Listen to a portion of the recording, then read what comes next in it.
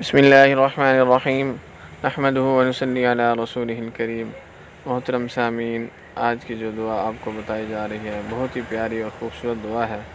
اس دعا کا اہتمام کرنے سے انسان اللہ کی رضا حاصل کرنے والا بن جاتا ہے۔ حدیث پاک کا مفہوم ہے، نبی اکرم صلی اللہ علیہ وسلم کے خادم حضرت ابو سلام رضی اللہ عنہ روایت کرتے ہیں، نبی اکرم صلی اللہ علیہ وسلم فرمایا، جب کوئی مسلمان بندہ یہ دعا صبح اور شام پڑھ لیتا ہے، رضیت باللہ ربا وبالاسلام دینا وبمحمد نبیا، رضیت باللہ ربا وبالاسلام دینا وبمحمد نبیا، رضیت باللہ ربا وبالاسلام دینا وبمحمد نبیا، تو اس بات کا حقدار بن جاتا ہے کہ قیامت کے دن اللہ تعالیٰ اس کو راضی کر دے گا۔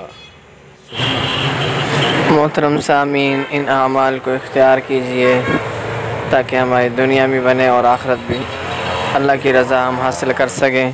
محترم سامعین، خوش قسمتی ہے کہ پیارے نبی صلی اللہ علیہ وسلم نے ہمیں ان اعمال کو کرنے کا بتایا ہے، اور ان اعمال کو ہم کریں، اس سے ہمارا ہی فائدہ ہے۔ جزاکم اللہ خیر۔